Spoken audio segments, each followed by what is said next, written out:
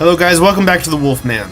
With the controversy gaming has gone over through the past year, with microtransactions, loot boxes, violence in gaming, and more, I just wanted to touch on the subject that does not get discussed too much in the news. That is generational gaming. I'm not talking about the consoles, I'm talking about the players. Gaming has changed a lot over the years. One striking difference is its popularity. Once holding the view that it's only good for nerds and kids, gaming has now become a more acceptable form of entertainment at any age. It even facets into other entertainment media, being able to stream movies from console and etc.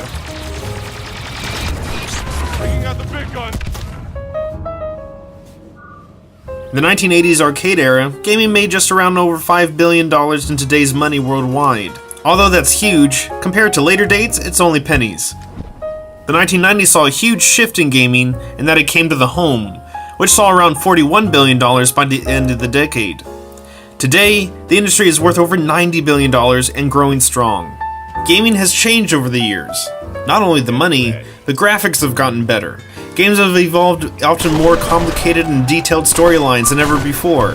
Often so much that even simple concepts like the current Battle Royale craze is seen as groundbreaking. With those changes, a new era of gaming has opened, which has highlighted the differences in the types of gamers out there.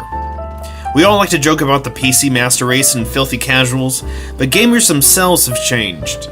First of all, there are those of us who have been playing for a long time. I've been gaming for over 25 years, ever since I got the original Nintendo with the 2D scroller Mario Brothers and Duck Hunt, etc. As well as the time before Steam, I used to buy and install separate discs on a computer to play a game.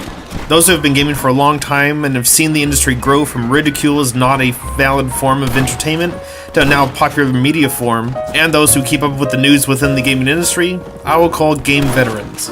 Those who have just joined the gaming scene, whether child or adult, around the last 5 to 7 years especially, or those who are coming back to gaming after many years of hiatus, I will call gaming amateurs, or how other people call them, casuals. And I mean no offense by using those words. It means nothing bad. Just noting that these gamers are just new to the gaming world. They may become very avid gamers in the future, or not. Gaming vets are usually the first to call bullshit and defend gaming when companies pull controversies or gaming itself is attacked by the media. Just look at Trump joining in on the finger pointing on violence in gaming, or just the microtransactions pulled by EA and other companies. Gaming vets had a lot of power and say in gaming. Veterans know that games used to not have microtransactions. I mean, you used to have a full game with all the perks. Then DLC, downloadable content, came around the year 2000, and at first, it was usually free for most games. The gaming community was much smaller back then, and we supported games we liked by buying them, and the devs thanked us by giving us free content whenever they could. Also at this time, multiplayer was transitioning from just having 4 controllers and having your friends drop by at your house and play on split screen and local LAN parties. But as internet services grew, the player base grew as well and connected. But as always, things changed real quick and DLC began to have a price on it. But you knew what you were paying for, and it didn't affect gameplay usually at all when people would start to play with each other online. Most of the time it just added extra levels or stories. A game was around $60 and that was that. Gaming vets grew up with this. Around 2010, however, gaming began to change. Mobile gaming on phones became extremely popular, and many were free to play, but with microtransactions. The microtransactions helped mobile players achieve new levels and power up. Basically, you were paying just to not play as much, or to make the game simpler. And these microtransactions began to outsell traditional methods of gaming, and developers took notice. Microtransactions are one thing on a free-to-play game, but developers began to roll them out on games that were already full-priced. Market individuals began to think of ways in which more profit could be made from games, whether that be tweaking the finished product so that the DLCs you had to pay for made things vastly less frustrating, or they included items that were expected to be in the game already or highly sought after. These were the two most common tactics that game developers use to make more money. This is where the casual gamers and the game amateurs come in. Not growing up with gaming and witnessing the change over the years, they bought these games and still do. Namely because they don't know any better. To them, this is what the gaming world is, and it always has been. So what's the big deal? The most notable shift in microtransactions came with Overwatch in 2016. Almost every other major developer, except for one or two of them maybe, have included microtransactions ever since.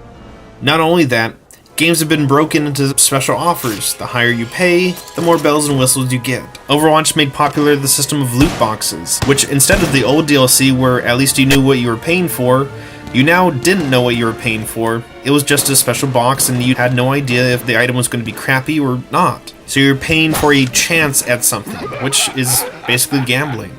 Not to mention that some games are broken down so badly that you would have to try to pay for the microtransactions to even be successful at the game. Which wouldn't necessarily be a problem for adults, but for games directed at kids, or that kids will play, it can be a problem because there's very little warning of it.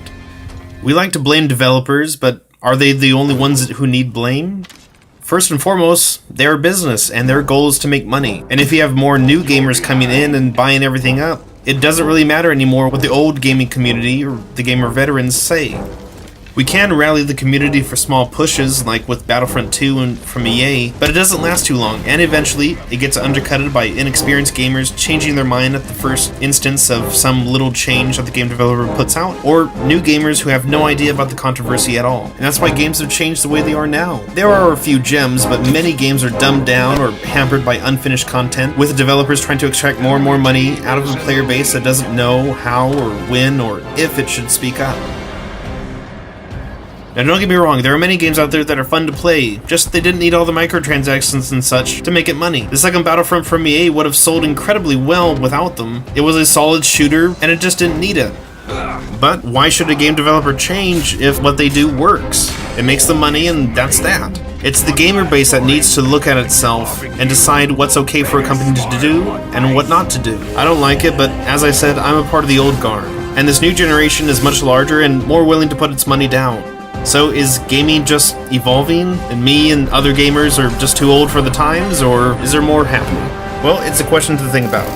Let me know what you guys think in the comment section below. And if you'd like me to do more videos like this, please click that like button and subscribe. I cannot thank you all enough. This is Eric, the LonePineWolfman from HBTG Gaming, and I'll catch you guys all next time.